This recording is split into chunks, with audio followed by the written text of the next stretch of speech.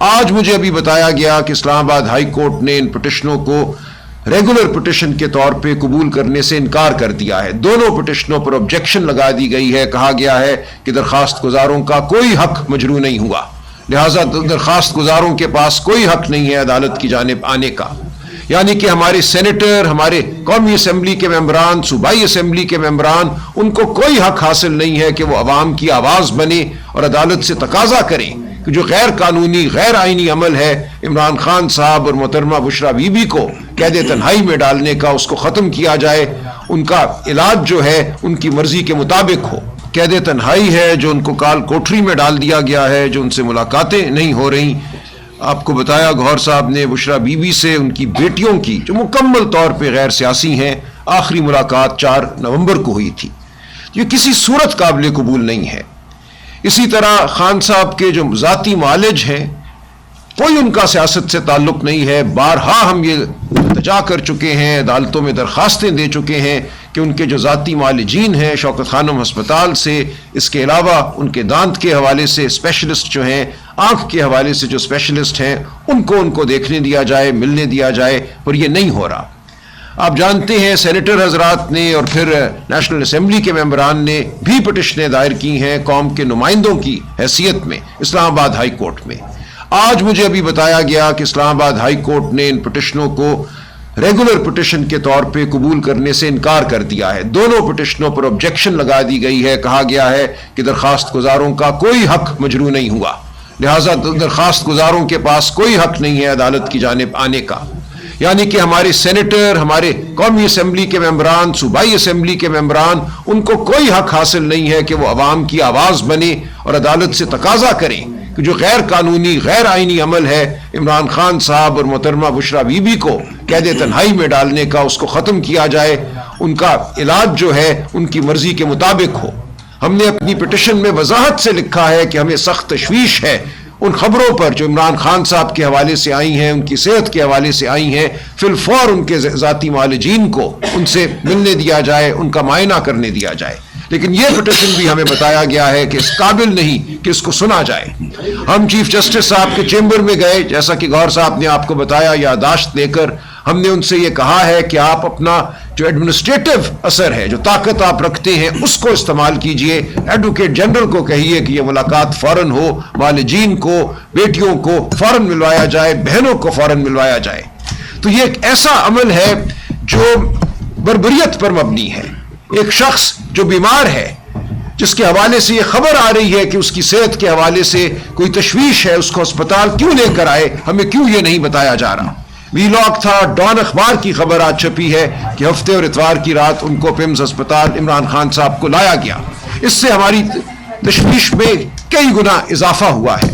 تو ہم یہ تقاضا کرتے ہیں کہ فی الفور خان صاحب کی ملاقات ہو، اور بالکل میں تائید کرتا ہوں بشرا بی بی کے حوالے سے بھی یہی ہمارا تقاضا ہے کہ جس قید تنہائی میں ان کو ڈال دیا گیا ہے اس کو فی الفور ختم کیا جائے، اور جو یوم سیاہ کا اعلان کیا ہے تحریک تحفظ آئین پاکستان نے، اور جس کی تفصیلات علامہ نے ابھی آپ کے سامنے رکھی ہیں، میں سمجھتا ہوں یہ پوری قوم کا فرض ہے۔ قوم کے ہر فرد کو اپنے آپ کو لیڈر سمجھنا ہے، قوم کے ہر فرد نے آگے بڑھ کر اس عمل کو آگے بڑھانا ہے، اپنی بیزاری کا اظہار کرنا ہے۔ یہ قوم کا ووٹ ہے جو لوٹا گیا، یہ آپ کی اور میری آواز ہے جو لوٹی گئی۔ یہ صرف زینب مزاری کی نہیں، ہادی چٹھا کی نہیں، یہ صرف جیو ٹی وی کی نہیں۔ آپ جانتے ہیں پیمرا نے جیو ٹی وی کو ایک نوٹس جاری کر دیا ہے شہزاد اقبال صاحب کے ایک پروگرام کے حوالے سے کہ وہاں کیوں ایسی رائے کا اظہار کیا گیا اس پروگرام پہ جو زینب مزاری کے حوالے سے کوئی نرم گوشہ رکھتی تھی۔ تو اب یہ بھی نہیں ہو سکتا آپ ٹی وی پہ اپنی رائے بھی اگر دیں تو آپ کو قابل گرفت سمجھا جاتا ہے۔ تو ارادہ یہی ہے کہ اس ملک میں جمہوریت کے بعد صحافت کو بھی دفن کر دیا جائے، شرافت کو دفن کر دیا جائے۔ تو جو بات کی ہے علامہ نے یوم سیاہ کے حوالے سے، یا اس کو ہم آئندہ انشاءاللہ یوم جمہوریت کہیں گے جب ہم جمہوریت اور آئین کو اس ملک میں بحال کرا لیں گے، ہم سب نے اس میں اپنا حصہ ڈالنا ہے، پرامن طریقے سے لیکن پرعزم طریقے سے۔ ہم نے کوئی ایسا کام نہیں کرنا جو قانون اور آئین کے برخلاف ہو۔ آپ کا حق ہے دھرتی پر چلنا، مشل بردار چلنا، آپ کا حق ہے اپنے گھر میں بیٹھنا۔ تو ہم یہی کہہ رہے ہیں کہ اپنی بیزاری کا اظہار کرو اس دن، اور ہم سب نے اکٹھے اس بیزاری کا اظہار کرنا ہے. ایک بات مجھے کرنے دیں. یہ کیونکہ تیرا کا مسئلہ بھی بڑا ہی ہائی لائٹ ہو رہا ہے کہ وہاں لوگ ایک انسانی المیہ نے جنم لیا ہوا ہے. کہ دیکھیں میں خود موجود تھا پشاور اسمبلی میں، ایک قومی جرگہ ہوا تھا، تمام سیاسی پارٹیاں موجود تھیں، مخالف موافق سارے موجود تھے.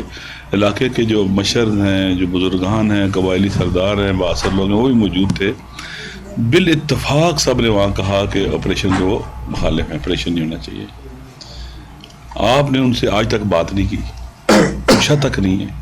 الیکٹڈ لوگ بھی تھے سارے کے سارے، ساری سیاسی جماعتیں موجود تھیں، وہاں کی مذہبی جماعتیں موجود تھیں، لوگ سارے تھے، وہاں کے باسی موجود تھے جو پہلے کئی آپریشنز کا سامنا کر چکے ہوئے ہیں اور اس کے نقصانات بھی براہ راست دیکھ چکے ہوئے ہیں. ابھی یہ جو جس المیہ نے جنم لیا ہے، برف باری ہو رہی ہے، لوگ ڈسپلیس ہو رہے ہیں، اتنی مشکلات پیدا ہو رہی ہیں، تو یہ اب ایک دوسرے کے اوپر ڈالا جا رہا ہے. کبھی کہتا ہے فلاں 24 رکنی کمیٹی تھی، فلاں نے فیصلہ کیا، فلاں نے فیصلہ کیا، فلاں نے فیصلہ کیا ہے. غلطی تسلیم کرنی چاہیے اپنی، اور ایک دوسرے پر نہیں ڈالنا چاہیے.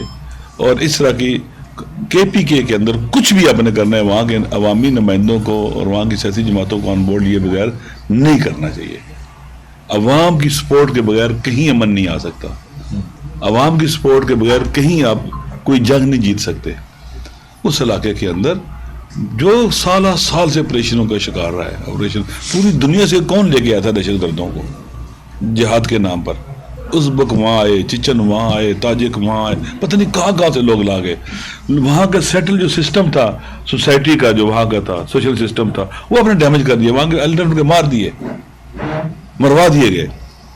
تو اب ہیل بھی کرنا چاہیے ان لوگوں کو، مسائل حل کرنے کے لیے ان کے نمائندوں کو. وہاں ان کے الیکٹڈ نمائندوں کی حکومت ہے، حقیقی حکومت ہے، 547 کی نہیں ہے.